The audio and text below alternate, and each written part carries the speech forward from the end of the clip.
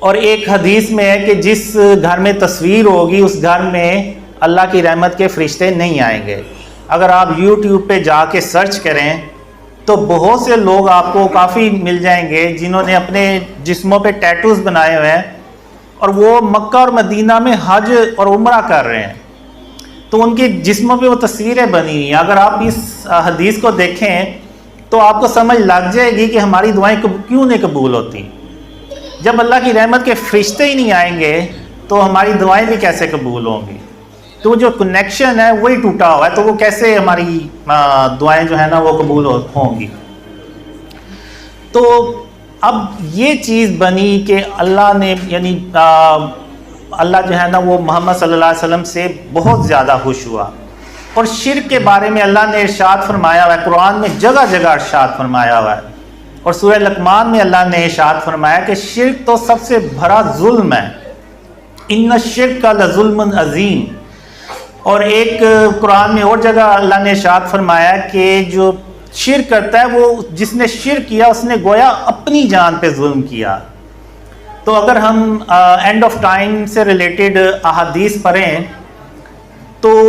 ان میں یہ لکھا ہوا ہے واضح طور پہ کہ قریب قیامت کے جو دنیا ہے نا وہ پوری شرک سے یہ ظلم سے بھر چکی ہوگی۔ تو ابھی کچھ دن پہلے ہم لاہور میں ایک میٹنگ کر رہے تھے، تو وہاں پہ مبشر صاحب ہیں، اگر میں غلط بھول نہیں رہا ان کا نام، تو انہوں نے یہ بات بتائی کہ جو شرک ہے وہ بیسیکلی ظلم ہے، اور وہ جو ظلم یعنی جس چیز کا وہ احادیث میں ذکر کیا گیا ہے تو وہ یہی ظلم ہے کہ وہ جو ظلم ہے نا وہ پوری دنیا میں اگر آپ دیکھیں تو پوری دنیا میں اس وقت پھیلا ہوا ہے، یعنی جو شرک ہے نا وہ پوری دنیا میں پھیلا ہوا ہے۔ آپ دیکھ لیں ایون مسلمان ملکوں میں دیکھ لیں، آپ بڑے بڑے بورڈز نظر آئیں گے، آپ کسی بھی ہاؤسنگ سوسائٹی میں چلے جائیں آپ کو وہاں پہ بت نظر آئیں گے پڑے ہوئے، ایون آپ کپڑوں کی دکانوں پہ چلے جائیں وہاں پہ آپ کو بت نظر آئیں گے، اور یہ وہی بت ہیں جو حضرت ابراہیم علیہ السلام نے، ایسے ہی بت تھے وہ بھی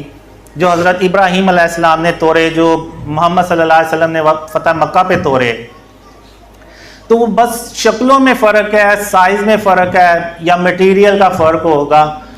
باقی وہ بھی بت ہیں یہ بھی بت ہیں، وہ بھی بجان تھے یہ بھی بجان ہیں۔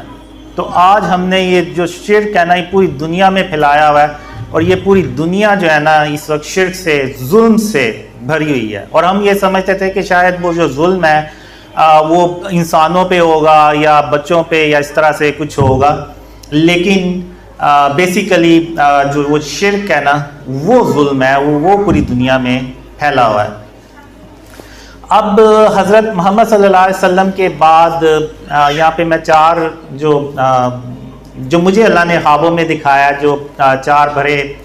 اللہ کے نبی ہیں جو ٹاپ 4 رینک میں آتے ہیں، تو ان کے بارے میں بتایا۔ تو میں نے